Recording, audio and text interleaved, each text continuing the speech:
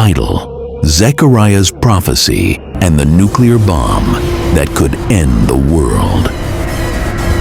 Brace yourselves. The unthinkable is closer than you think. Ancient scriptures warned of a cataclysm that would shake our world to its core, a firestorm of apocalyptic power unleashed by human hands. Now, as global tensions rise and nuclear arsenals loom, chilling prophecies buried in the Bible are resurfacing. Prophecies that eerily foreshadow the horrors of modern warfare. Did you know the nuclear bomb was predicted thousands of years ago? We're not just on the edge of history, we're staring into the abyss of a terrifying divine warning. Today, we decode these cryptic verses, expose the chilling timeline, and reveal how humanity's darkest hour might unfold. The countdown has begun. Are you ready? Since the dawn of time, the Earth has been a stage for the rise and fall of civilizations. Empires have flourished, reaching heights of unimaginable glory, only to crumble into dust under the weight of their own hubris. Each age of mankind's defiance has been met with a reckoning, a divine judgment that wipes the slate clean, leaving behind only the ruins of the past as a warning to the future. These ruins whisper to us, their voices carried on the winds of time, urging us to heed the lessons of history. But have we listened? Or are we doomed to repeat the same mistakes, marching blindly toward our own destruction? Before we delve into Zechariah's chilling prophecy of a nuclear bomb, a vision so terrifying it mirrors the darkest fears of modern civilization, we must first journey through history's greatest cataclysms. These were moments when entire civilizations were swallowed by judgment, their stories etched into the annals of time as cautionary tales. Each destruction was a warning, a message left behind for future generations. But has humanity learned? Or are we standing on the precipice of another great reckoning, one that could bring about the end of the world as we know it, the First World, and the Great Flood?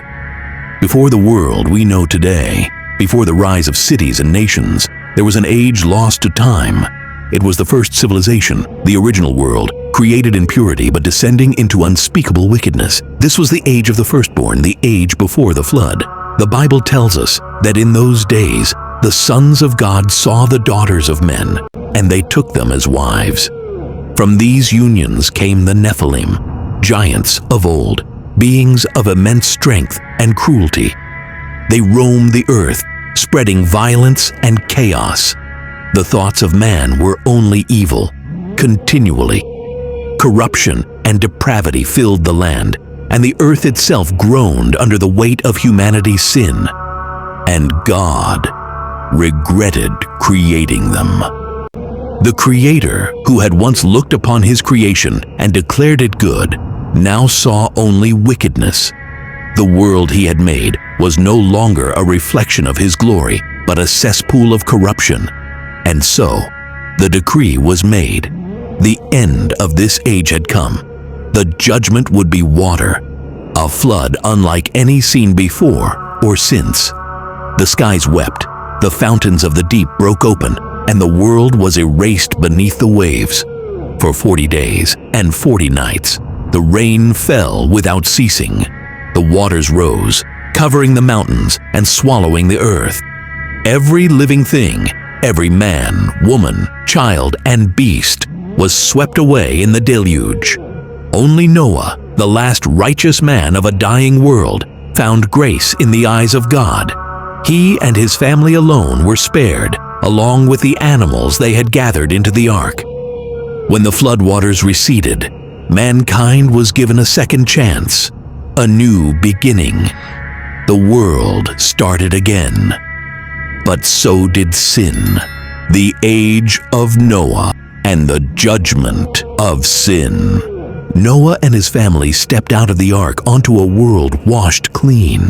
The earth was fresh, untainted by the corruption of the past. But it didn't take long for sin to rear its ugly head once more. Men remembered their pride. They remembered their ambition. They built cities, forged empires, and once again turned their backs on the Creator. And so, judgment would come again, but this time, not with water. This time, God chose confusion.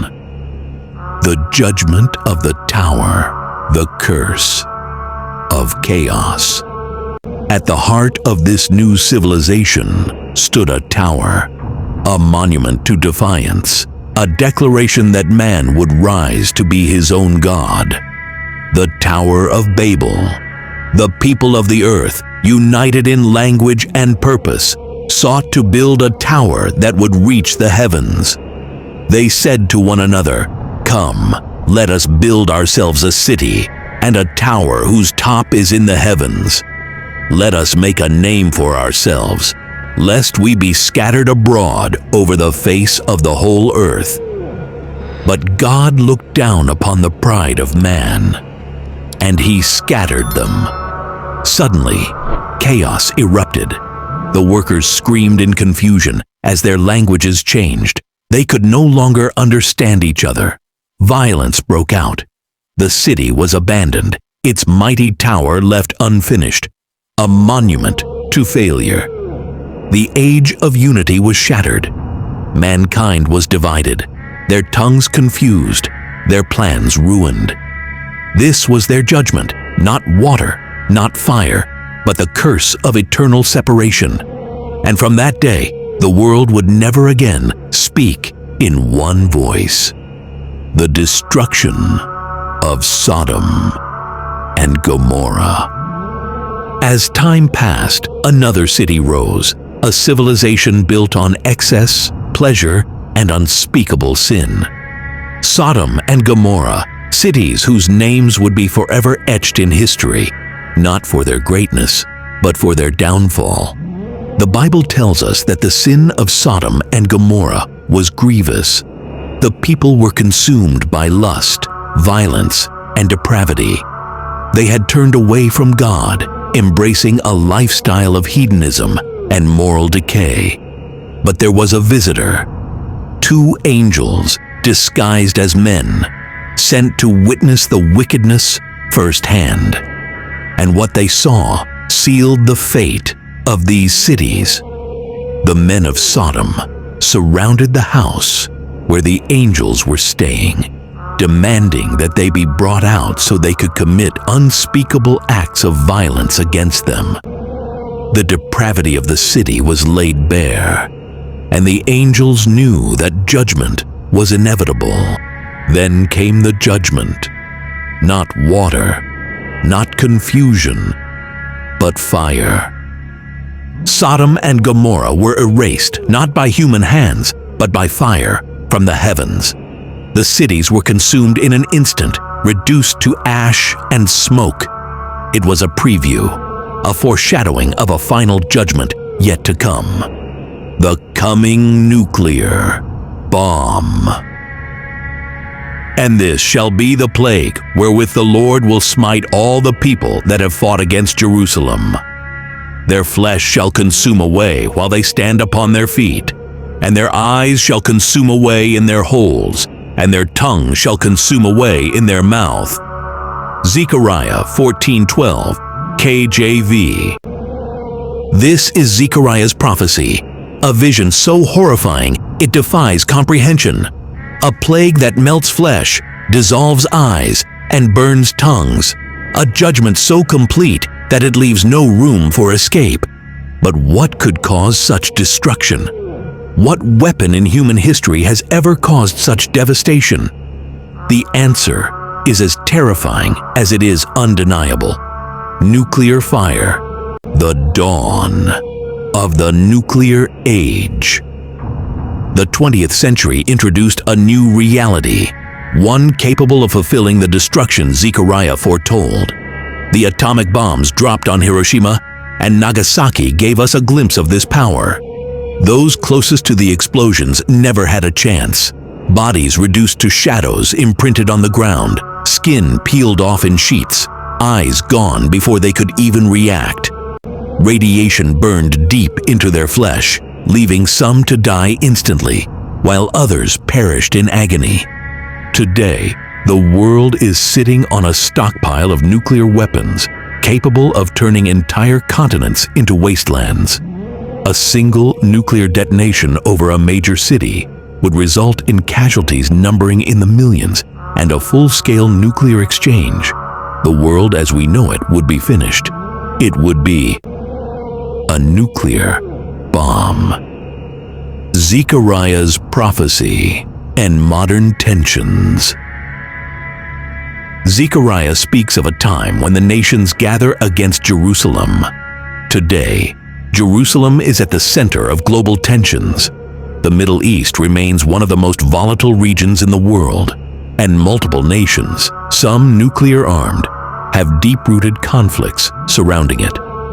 Could it be that the final war of the world will ignite over Jerusalem? Could the nations rise against it, only to be consumed by fire, whether divine or nuclear? The book of Revelation speaks of a time when fire will rain down upon the earth, when the heavens will be darkened, and when a third of mankind will perish. It speaks of an apocalyptic end, one that mirrors the very consequences of a global nuclear war. The first angel sounded, and there followed hail and fire, mingled with blood, and they were cast upon the earth, and the third part of trees was burnt up, and all green grass was burnt up. And the third angel sounded, and there fell a great star from heaven, burning as it were a lamp, and it fell upon the third part of the rivers, and upon the fountains of waters. Revelation 8:7-10. The devastation described in Revelation: fire consuming the earth, the sky darkened, the waters poisoned, aligns eerily with what scientists predict would happen in a post-nuclear world. Nuclear winter would block out the sun, causing famine and chaos. Radiation would contaminate rivers and lakes, making them undrinkable. The world would plunge into an age of darkness, a true doomsday scenario. So we must ask ourselves, was Zechariah witnessing divine judgment, or was he seeing the self-inflicted destruction of mankind? Could it be both? Could this prophecy be God's warning of what happens when humanity plays with forces beyond its control? Today, we stand on the brink of a reality Zechariah described thousands of years ago. The nations are gathering, weapons are being built, and tensions are rising. If the prophecy is to be fulfilled in our time, then we may be closer to the edge than we think. But there is hope. The Bible does not end with destruction. It ends with restoration. It tells of a time when swords will be beaten into plowshares, when nations will no longer wage war, when peace will reign. But that future requires a choice. If you found this video thought-provoking, don't forget to like, share, and subscribe. Click the notification bell so you won't miss our next deep dive into biblical prophecy and end-time revelations. Until next time, stay watchful